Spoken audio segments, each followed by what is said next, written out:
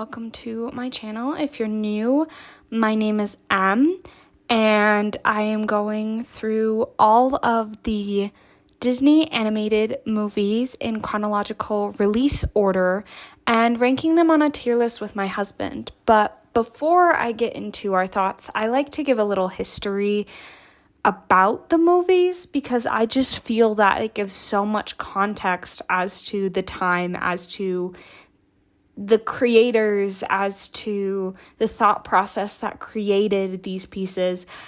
I also kind of found it makes you a little bit fun at parties to be like, all this and this and this and this about this one Disney movie or whatever.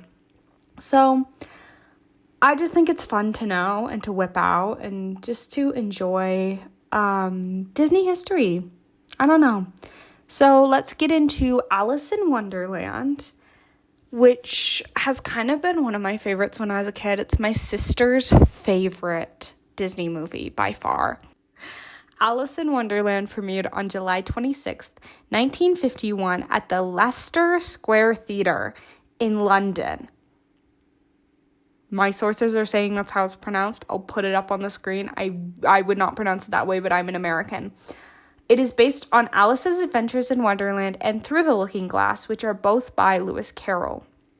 Walt loved the Alice books, having read them as a child. In 1923, when Walt was at Laugh-O-Gram Studios, so with Laugh-O-Gram Studios, it was basically what turned into Disney Studios.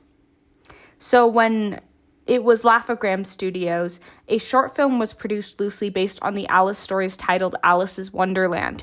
They were very innovative at the time, featuring Virginia Davis as Alice interacting in a cartoon world with characters.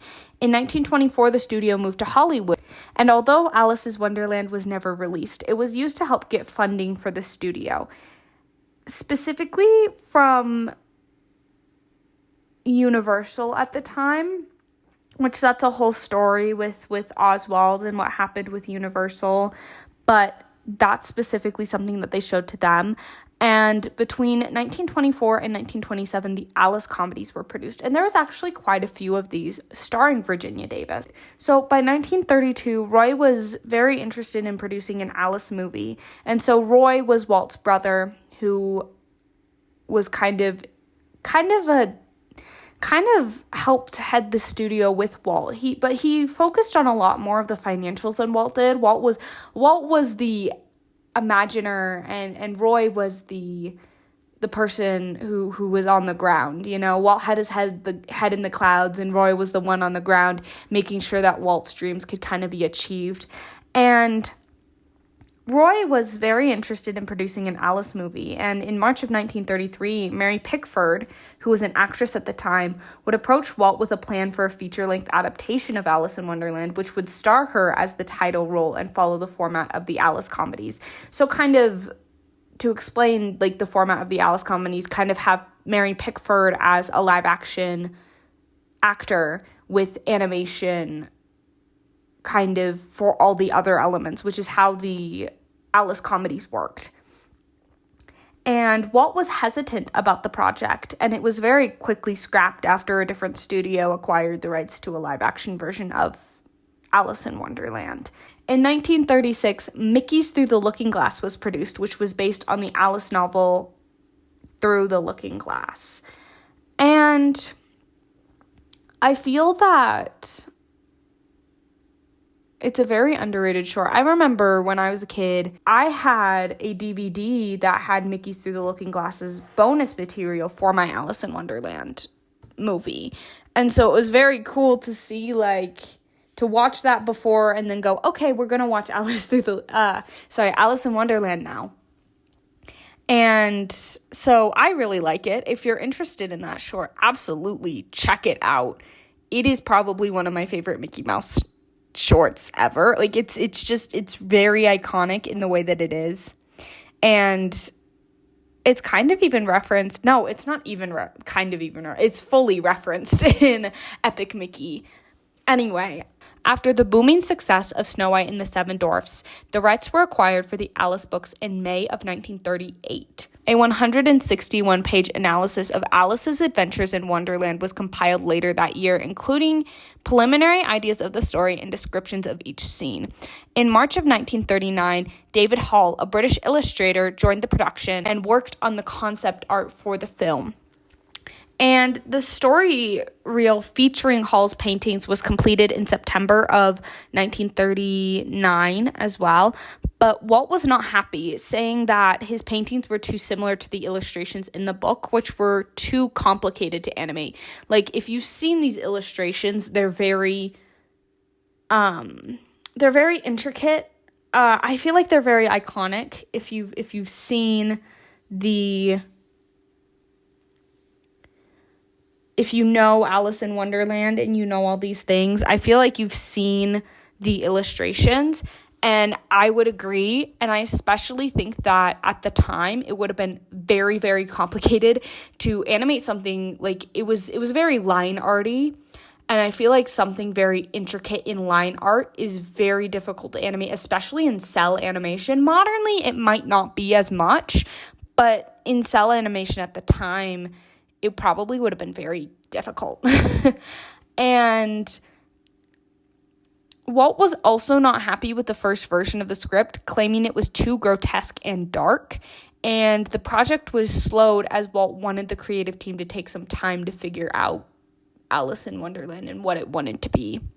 Walt brought up the idea of producing Alice again in 1941, suggesting the concept of an animated film starring a live-action Alice again. So it kind of went through a little bit of a thing where it was like, okay, we're going solely animated. And then they're like, okay. And then he kind of in a meeting was like, okay, I want a live action Alice again. I want to kind of do a spiritual successor to the Alice comedies, I guess. In October of 1941, after the box office failures of Pinocchio and Fantasia, as well as the start of World War II, especially in Europe, the bank told Walt that only shorts and current projects in development could be finished, so no new projects until costs were earned back from any film. So it was essentially this ultimatum of like, you cannot start anything until you finished what you've got going on. So I don't think you understand how much they were chugging at this time. It's kind of crazy how much I've been researching about these most recent projects, meaning like kind of like Cinderella and Fun and Fancy Free and Ichabod and Mr. Toad and all these ones, and how many of them have kind of started a little like long before the war and kind of a little bit were in the back of Walt's mind, and all of these things after Snow White had happened. Like, Snow White really opened the floodgates to what can we do now? Now we've done it. What can we do? And so because of that, really, these package films, so like I'm thinking Melody Time and Make Mine Music, were kind of afterthoughts to be like, oh shoot, we gotta do stuff. We gotta make some money. Let's make some money. But then also like stuff like Saludos Amigos and the Three Caballeros were definitely built out of the time period because it was by the American government. But I think that it's cool that a lot of these films, so like Alice in Wonderland was a gleam in Walt's eye, and Cinderella was a gleam in Walt's eye, and I bet you Peter Pan was also a gleam in Walt's eye, although I haven't researched that one yet. But I bet you that would probably be the case, and I wouldn't be surprised if I figure that out too. So essentially, they were told no new projects until your costs that you have been, because they were in debt at this point, because Pinocchio and Fantasia did not do as well as they thought it would. Pinocchio did pretty moderately well, but the European market was completely cut off because World War II was in full swing at that point. So when you're a worldwide company and I'd like to say half of your profits are cut, there's not much you can do. And then Fantasia, I just know Fantasia was a whole kind of thing. If you want to know more about what happened with Pinocchio and Fantasia. I have videos on both of those. Anyway, due to the ultimatum by the bank, Alice was put on hold because it was essentially you need to, if they were already in development, Alice at that point was only an idea and not put in development yet.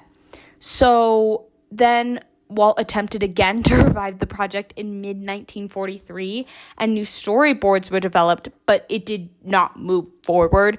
Ginger Rogers was discussed to portray Alice. That actually happened in some way. I think it was a record or a movie or something, but I don't remember, frankly. But she did play Alice in some form of media, but it did not work with Disney. And in the fall of 1945, Alice and the Mysterious Mr. Carroll began development centering around Lewis Carroll and the inspiration for the title character Alice Liddell. Let's do Liddell. So this is to clarify, this is Disney making it. And I think it would have been interesting if this had happened, because I remember maybe this was like when I was a kid. I remember there was kind of this boom of like, you've the background on your favorite story. So it was kind of like Finding Neverland and Saving Mr. Banks and all these things of like, here's your background on how your favorite stories came to life. And I think it would have been cool if they did that. I think it'd be cool if they did this modernly. If Disney did this modernly and kind of was a Saving Mr. Banks style, I think it'd be cool. I think Saving Mr. Banks is kind of a pretty good film. I know that some stuff is glamorized. That's why they say it's based on a true story. It's not a documentary, and there's some liberties that need to be taken at times. But I think that'd be really cool for modern Disney to do, and it would be safe, while also, because I know that Disney's playing it safe a lot modernly, while also kind of expanding a little bit. I think it'd be cool, pushing the envelope, but also in some ways playing it safe. But they'd have to do it well. That would be the problem, is that they would have to do it well. Anyway, so Mary Blair then turned the project basically on its head completely around. I love Mary Blair. She is my favorite concept artist. If you don't know who Mary Blair is, abso-freaking-lutely look her up. She's amazing. She's very colorful as an artist, and she makes her characters very doll-like, which is why her art style is the inspiration for It's a Small World. Anyway, I digress. That's my small rant about how fantastic Mary Blair is. I could go on and on and on. But she turned the Alice in Wonderland project around with her concept drawings, which were filled with whimsy and taking a more modernist style for the project. And let me tell you, looking at the background art for Alice in Wonderland, it is so evident that Mary Blair had her hand in it. It just oozes her style. And Walt loved her drawings and chose for the project to focus more on comedy, music, and whimsy found in the stories because of the whimsy that was being brought out by Mary Blair. And in 1946, Walt decided that the only way to truly produce this film properly and to do the book justice would be to make it a solely animated feature. And the team behind this project and Cinderella, I mentioned this in my Cinderella video, but they competed to see which film would be filmed first, due to the fact that Walt could not decide which one to release first. So Walt was like, they're both good films. Have at it. See who finishes first. And we'll keep going. And ultimately, Cinderella won out, getting released the year prior. And the first story meetings were being held as early as 1938. Different scenes in the book were included and then scrapped. It was kind of like different scenes would kind of be put in and then they'd be taken out and then they'd be reworked and whatever. But Walt always insisted that the scenes be as close as possible to the book due to the humor being in the writing of the book. So due to the charm and the humor of the scenes of the book being in the writing. So being in the way that the characters are written. And in fact, you can kind of see a lot if you watch the movie that a lot of the lines have stayed intact.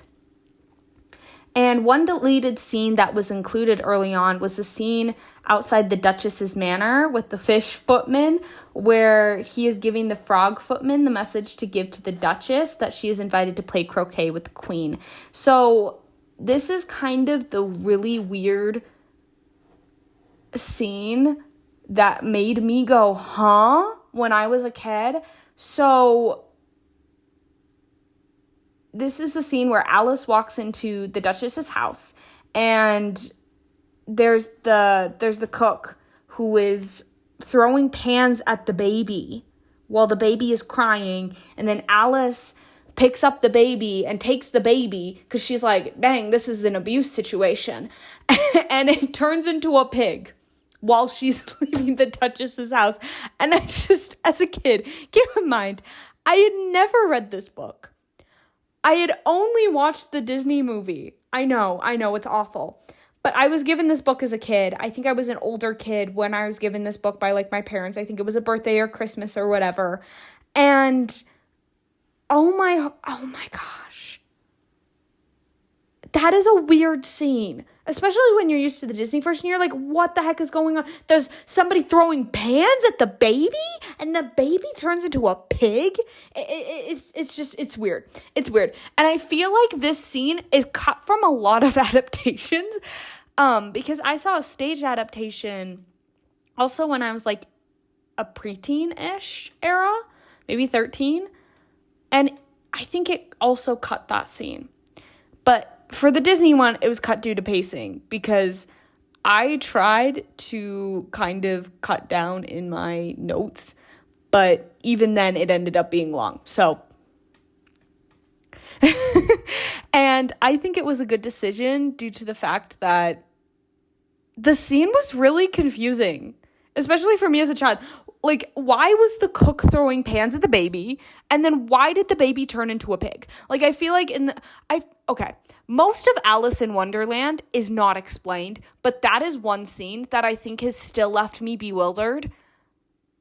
And it has been years. I still do not understand why that happened, and I think it's a little random.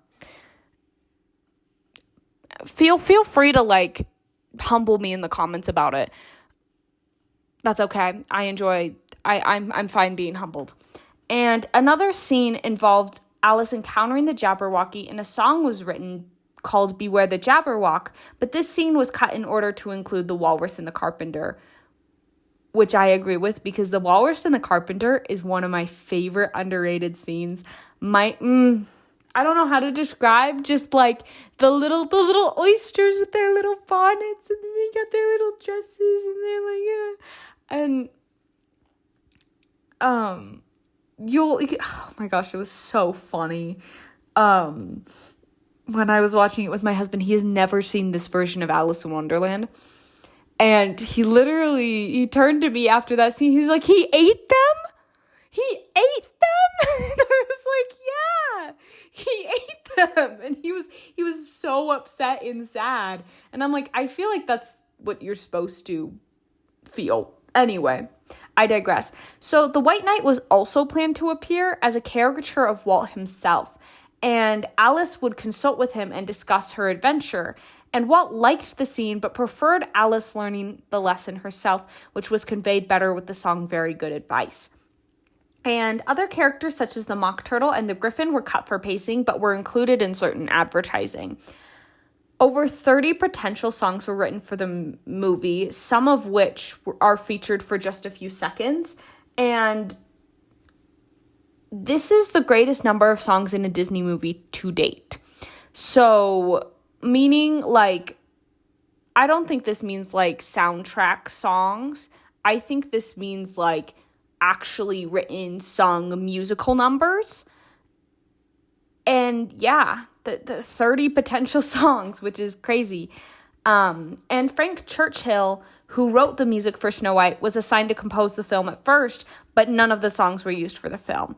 The melody of one, however, would later be used for Never Smile at a Crocodile for Peter Pan. In 1946, after the songs for Cinderella were complete, the songwriters from that film worked on Alice in Wonderland. The only song that they wrote that appears in the film was the Unbirthday song. And Sammy Fain and Bob Hillard would write the rest of the music for the film. The unused song, I'm Odd, became the second star to the right for Peter Pan. It is really interesting that they went through 3, songwriters, essentially, songwriting teams, I guess, for this movie, just not being happy with the results. And there was no soundtrack released when the film was released in 1951. A story album was released, however, meaning there was no vinyl record that was released. And in fact, it's really weird. This was a really weird rabbit hole to go down. In 1957, an arranged and orchestrated version of the music from the film was produced and released. It is one of the most influential and acclaimed studio versions of a score, garnering massive praise. The original issue of the record is a highly sought-after collectible. It was so popular. It is several re-releases and versions. Parts of the album can still be heard in the queue for the Alice in Wonderland attraction, as well as the Storybook Canal boats at Disneyland. Tokyo Disneyland also has used some segments for live shows and CDs. The soundtrack has never been released on vinyl in the United States. It seems like the first time we got Alice in Wonderland on soundtrack might have been on the CD. From my cursory research, someone can correct me if I'm wrong. Alice in Wonderland grossed $29.9 million when adjusted for inflation and suffered a $1 million loss, which equates to modern money as a $7.5 million loss. In 1974, it made $23 million in its re-release when adjusted for inflation. Initial reviews were negative, especially coming from British publications. Criticisms consisted of not being faithful to the original illustrations, the pacing was slow, and that only children would enjoy it. The lack of Disney warmth was also criticized, as well as the film being seen as, quote, an Americanized version of the beloved English literature. The music and beauty of the film, however, were praised. Walt was not surprised at any of the criticism from the literary critics, as he did not write the film for them, but for a family audience. He also agreed that the film lacked heart. Animators for the film have stated that the film suffered from too many writers coming in and out and changing the story, and that the spirit of Carol's story was not captured. Alice in Wonderland was released on the Disneyland TV show as the second episode of the series. It was edited to be less than an hour, which I find interesting. I definitely think the walrus and the carpenter got cut, which makes me sad. And the film was nominated for an Academy Award for Best Scoring of a Musical Picture. It did not win. In the early 70s, the film gained newfound popularity, garnering its first re-release in 1974. Why would this be? Probably, I think we have attributed it to psychedelics. Yeah, so essentially it would be, it gained a really big popularity on college campuses at the time, which was really interesting. Yeah, so it gained a lot of popularity on college campuses at the time, and then that kind of garnered a re-release, listen, it's very psychedelic. The same thing kind of happened to Fantasia, which is really weird. I would predict that it would happen to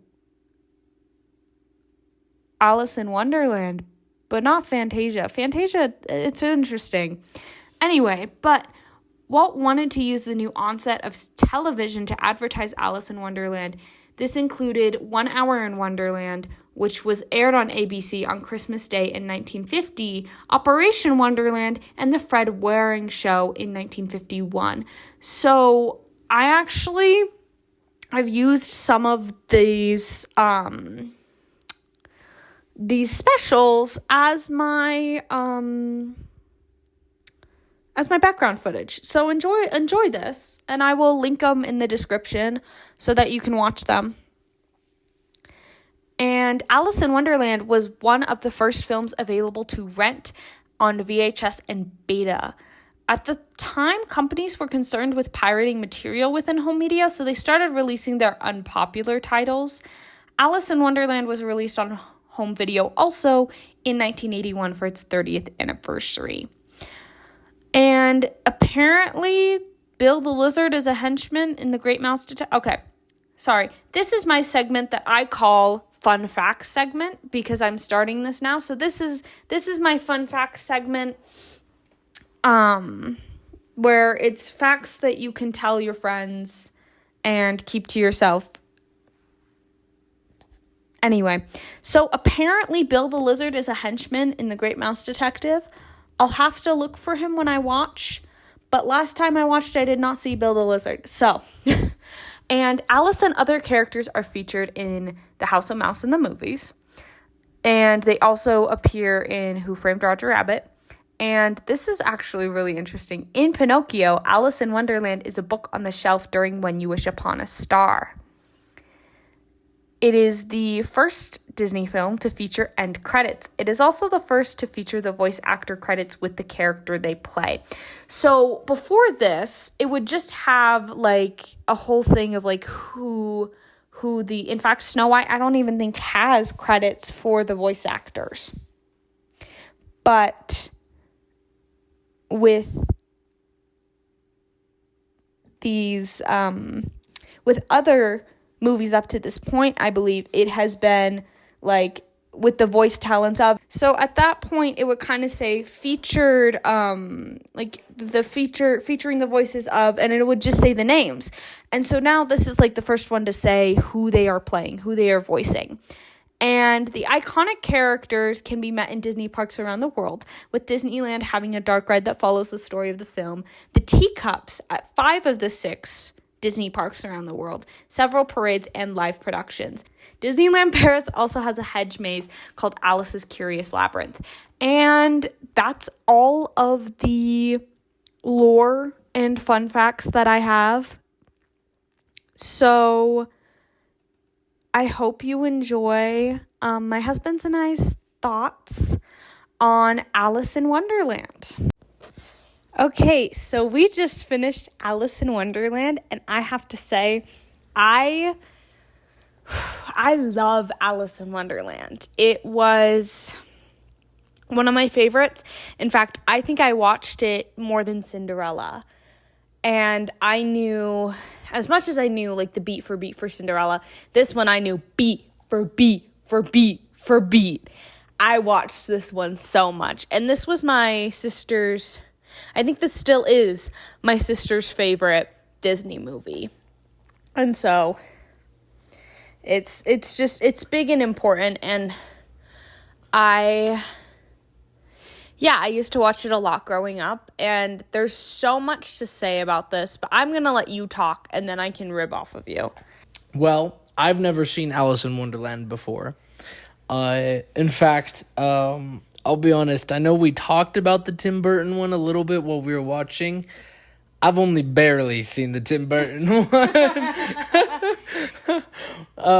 I was actually talking about my main exposure, and this is kind of a weird, like, really weird way to say, like, my main knowledge of Alice in Wonderland. It comes from the Bookworm Adventures games.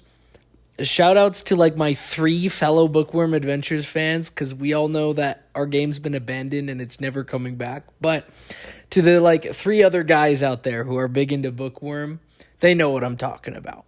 The whole, like, first book of the second game is just all about Alice in Wonderland and all types of fantasy little fairy tale creatures. It's awesome. It's very awesome. And so it was interesting just to see the... Okay. And so it was interesting to see the actual plot version. Well, that and I guess technically I saw Mickey in the Looking Glass, but I don't know how I could. But yeah, for that being my only exposure for Alice in Wonderland, it's still really good. I still enjoyed it. So I remember when I was younger hearing the voice. What's his name? The one who does the Cheshire Cat? Sterling Holloway, yes. I remember kind of feeling about his voice for it. But I feel like now that I've actually watched Alice in Wonderland, I was like, you know what? That was pretty aight. I'll give him that. Like it's a lot better in the movie than what I remember. What do you mean? Well, I just remember as a kid not liking the way that he's the voice. Because as a kid, the only one I had seen was the bits and pieces of the Tim Burton one, where it's a very different type of voice. He's more mysterious. He's more quiet and stoic and deep. Okay. I'm going to get this out of the gate because I will say I am forever and always a Disney Alice in Wonderland girly over a Tim Burton Alice in Wonderland girly. I know that the Tim Burton one is more book accurate. However, I feel that the majesty of the book, because I've read the book. It's been a while, but I have read the book. And I feel like the book is much better portrayed in Disney's. Like, it's not fully book accurate. I need to reread the book. And I probably want to look into other versions of Alice in Wonderland. Well, didn't it say it doesn't just use Alice in Wonderland? It uses the Looking Glass, too, in Disney's. I think a tiny bit of the Looking Glass as well. Because I could be wrong, but from what I remember of the Looking Glass, the Queen and stuff, that was in Looking Glass. I don't think that was in Wonderland. Queen's in Wonderland. Oh, well, I mean, I could just be wrong, but I thought that's what it was. I think she's in both. But I think there are certain scenes that are in Looking Glass and not in Wonderland. From the get-go, we noticed that Mary Blair very, very directly influenced the look of the backgrounds for this movie. Like, you can tell the Mary Blairness in it. Like, it's the colorful and the angledness and the, I don't know, it's the colorfulness and just the style of her. The whimsical style of Mary Blair very deeply, I believe, influenced the look of this film. I feel like one of the obvious scenes that you can see that is the garden, where they have all the little flowers and stuff. Even like right around that point, you see a lot of Mary Blair in the background design. Oh, 100%. So beginning, the first scene where she falls down the rabbit hole, iconic. Goodbye, Dinah. Goodbye.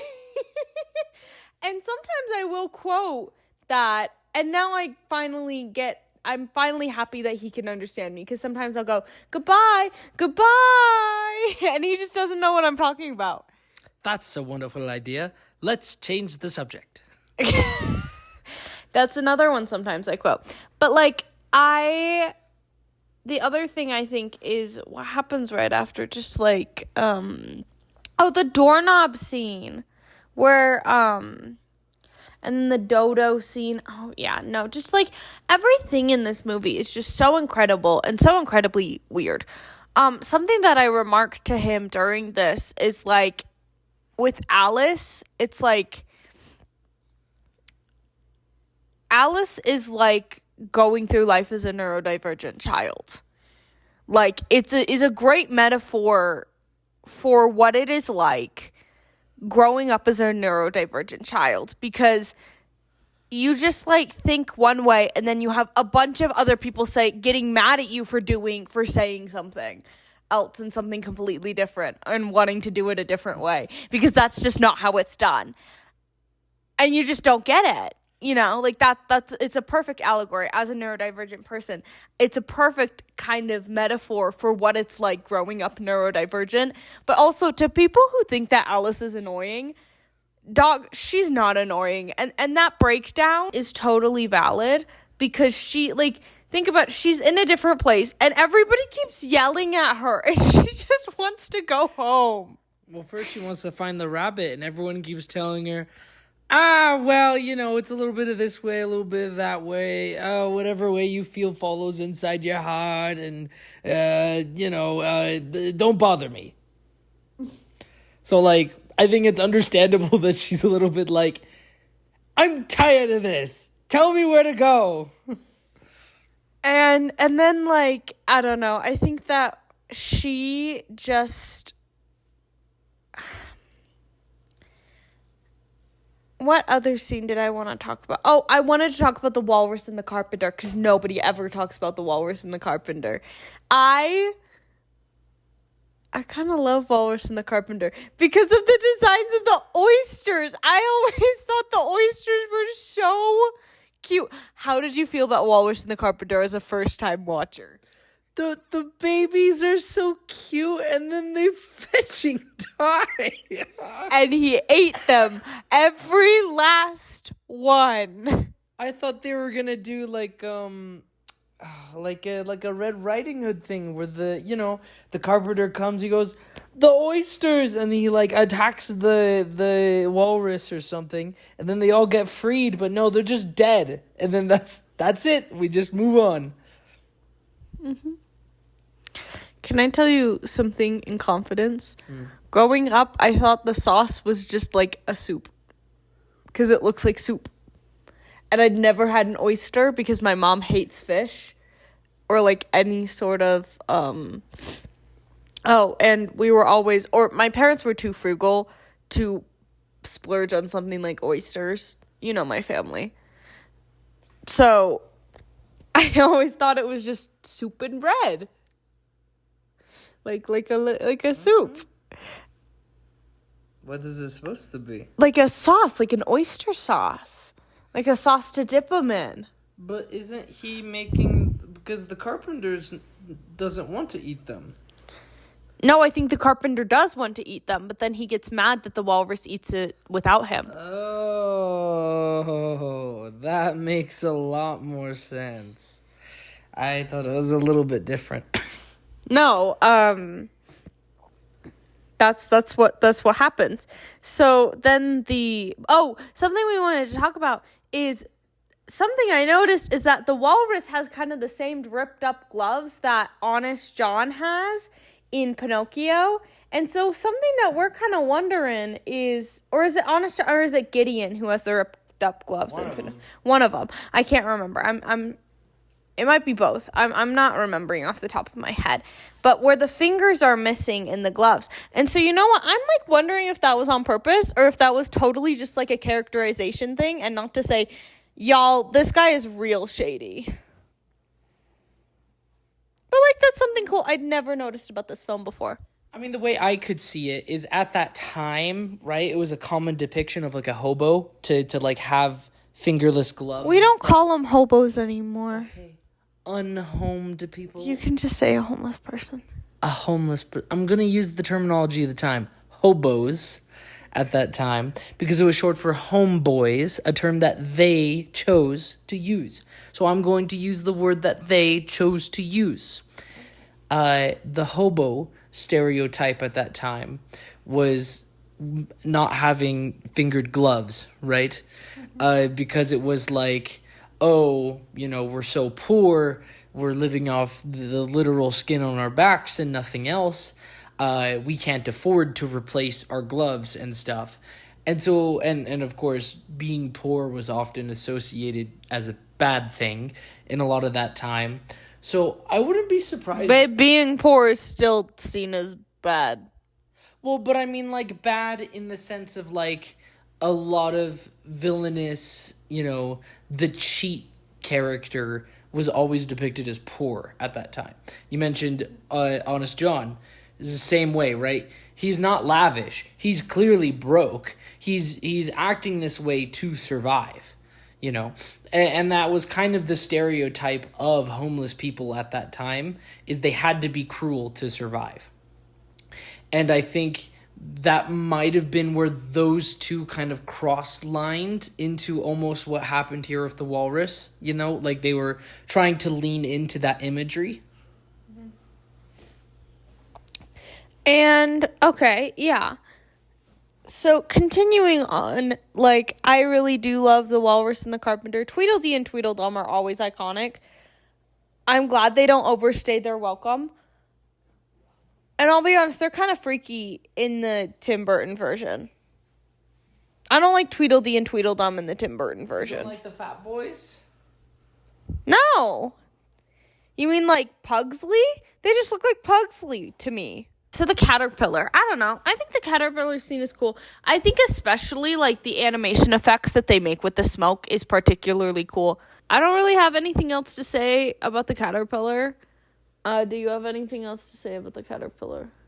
Nah, not really. I kind of like the way they do them in Bookworm Adventures a little bit more. In Bookworm Adventures, they do a whole level about him. And he's this luxurious, this fancy guy who creates all these, like, smoke images to, like, battle against Lex, the main character, the worm. And so I think I really like his design in that version. So I think maybe that one's a little bit of a better depiction to me when it comes to the caterpillar. But, you know, it's not bad. I like it. I like the lettering. Like you said, the little special effects. I thought it was funny when he's like, "Why?" and a Y comes out of his mouth. What I was specifically talking about, which I'm glad you said because it makes it, but just like during the crocodile one and like the smoke effects that happened during that one, I really like.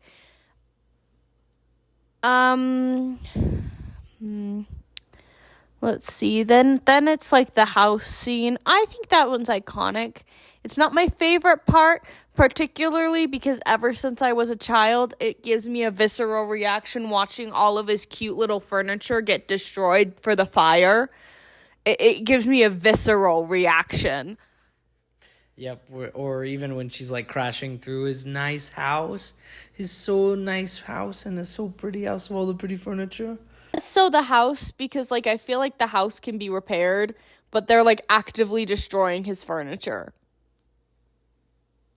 I don't know. At that time, I feel like the house probably would have cost more to replace than the furniture, but... I mean, okay. Continuing on, I think that the flower scene is amazing. I love it. I think it's so pretty.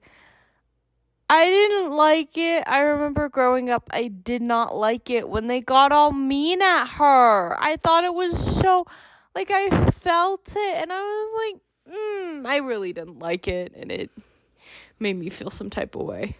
Did someone call you a weed growing up? Is that what happened? I'm from California. They don't call people weeds. And that's all I'll say.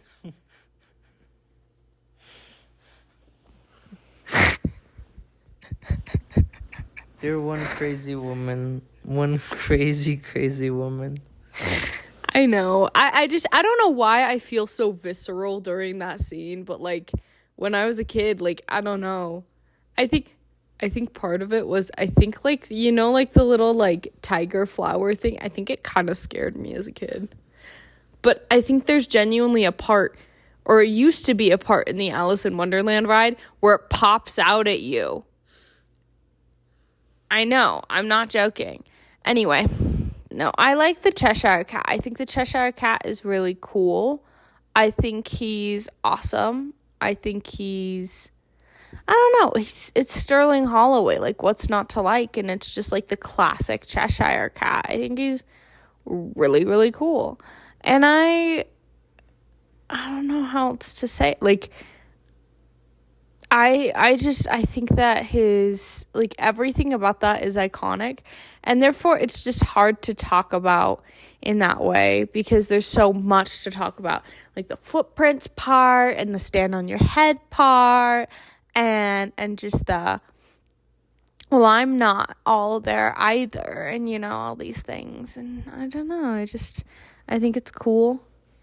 Okay, it's time to talk about the Mad Tea Party scene. Mm-hmm. Oh, unless you have anything to say about the Cheshire Cat. No. I talked earlier about the cat, and I think Sterling Holloway did a good job.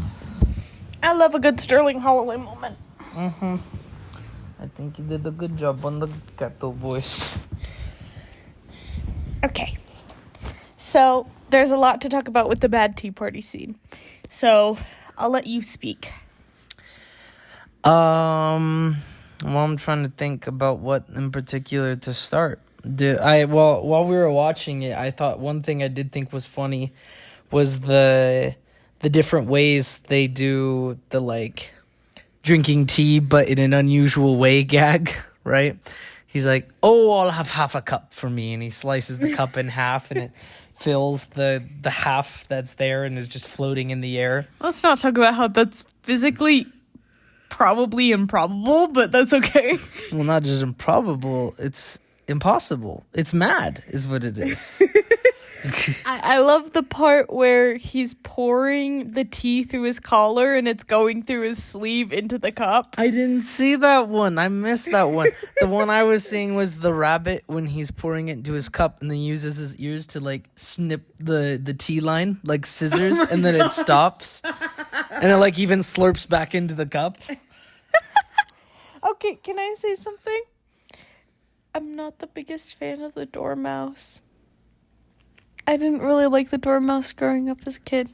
Yeah, it's kind of I feel like the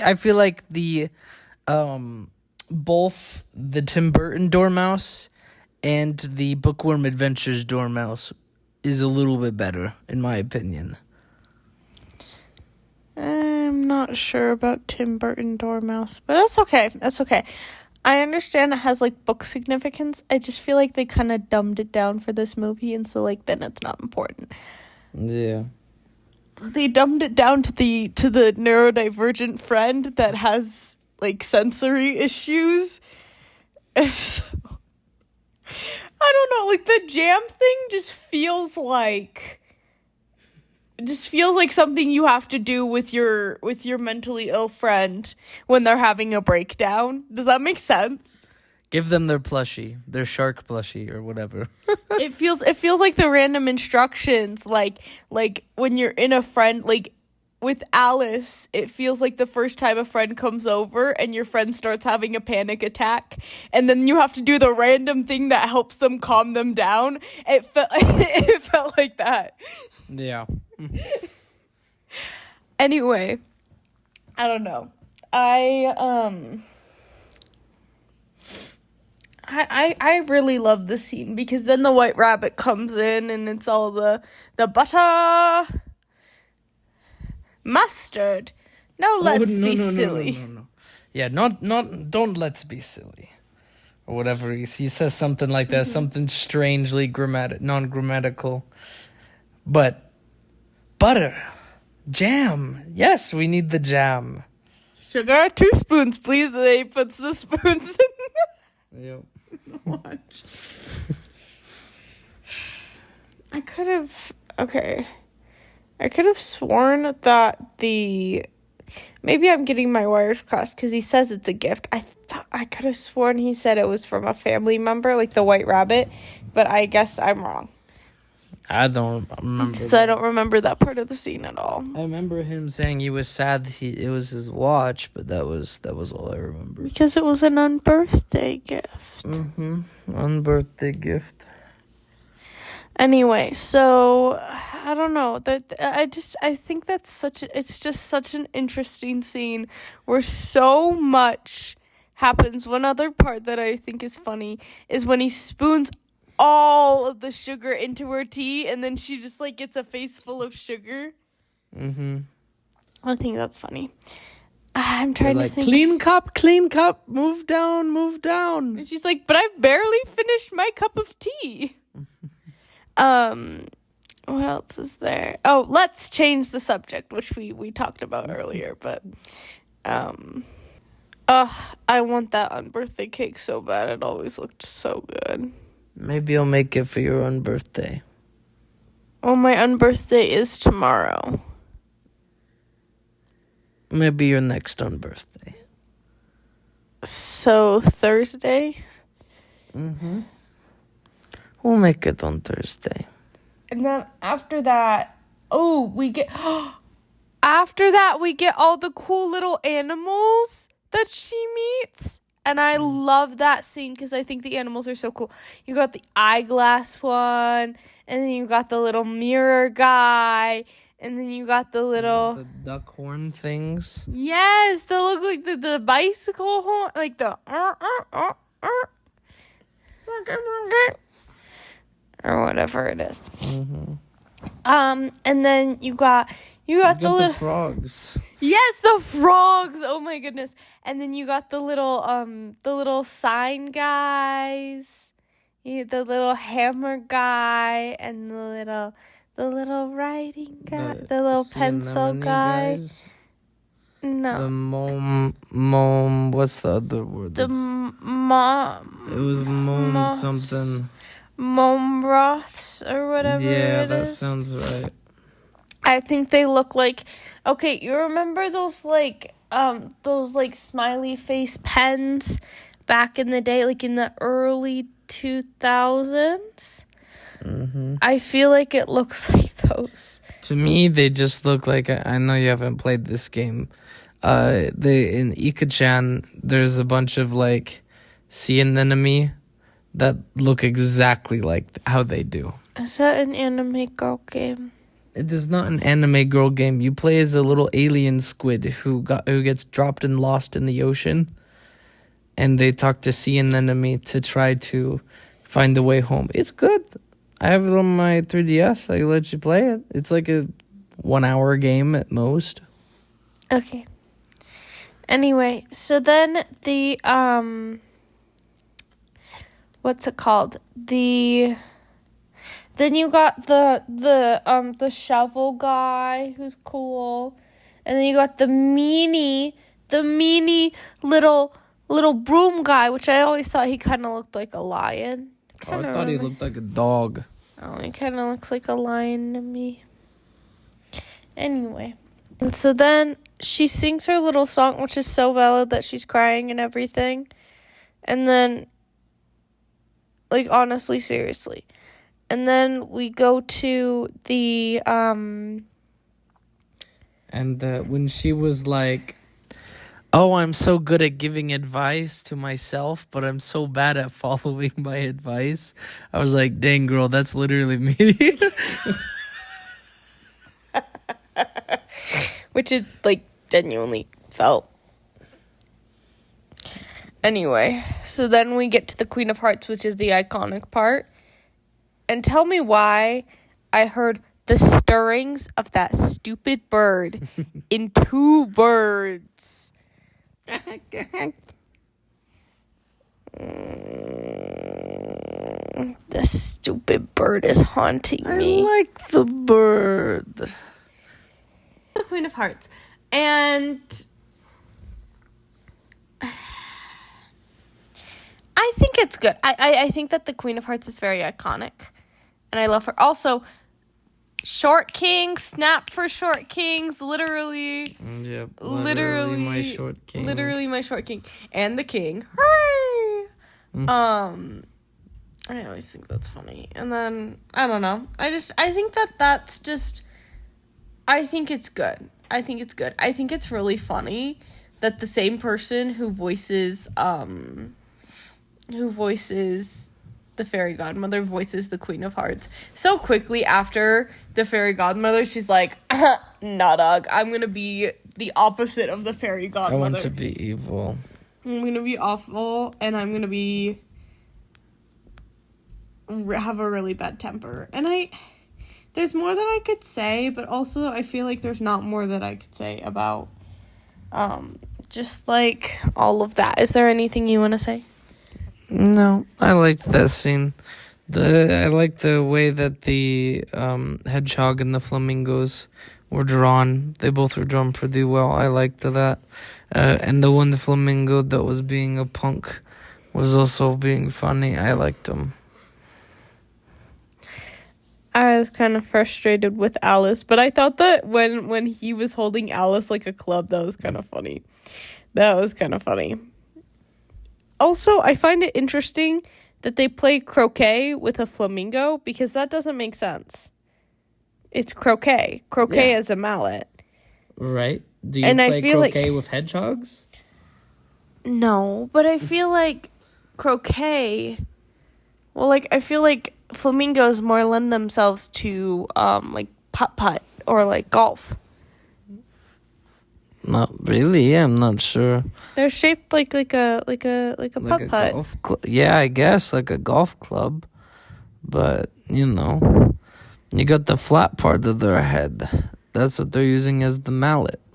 Anyway, I just thought it was cool, and I thought it was really creative. And I just think that Alice in Wonderland as a movie as a whole is just... I know it's appreciated, but also I don't think that, like... I feel like it's seen as, like, a splendor and magic thing, you know? Like, I feel like its deeper themes are not often recognized.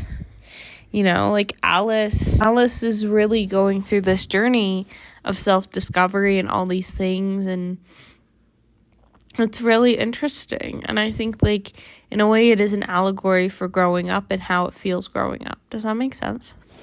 Mm-hmm.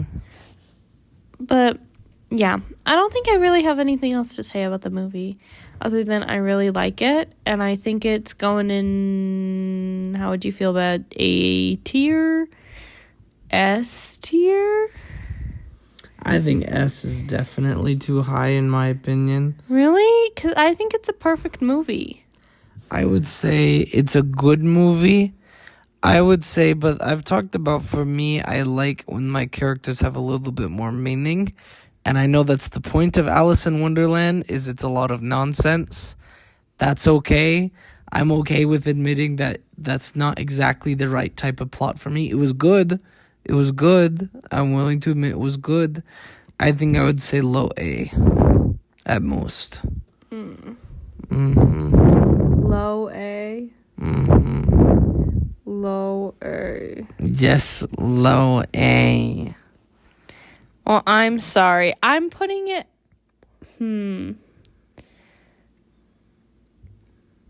This is my show. Mm-hmm. So I say what goes. No. I'm gonna put it... I'm gonna not... So you would put it below Snow White? Yeah, I think I would. Why? Barely below Snow White. But below Snow White. Mainly because I feel like Snow White has a bit more meaning to its characters. And that's just more of the type of story that I personally like. On an objective sense, Alice in Wonderland is a lot better animated because there were a lot more animators, right? And I think I agree. But from the plot narrative-wise, in which I typically like seeing stories, I think Snow White's is a little bit better than Alice. Just a little bit. I am going to go over your head, and I'm going to say that Alice... Oh, no. I'll have to think about this. Because I was going to say I'm putting Alice above Cinderella, but that's a hard place. And a hard thing to do. So I'll have to think on its ranking, and I will put it in a future video. Anyway, that's all I really have to say. And do you have any parting words?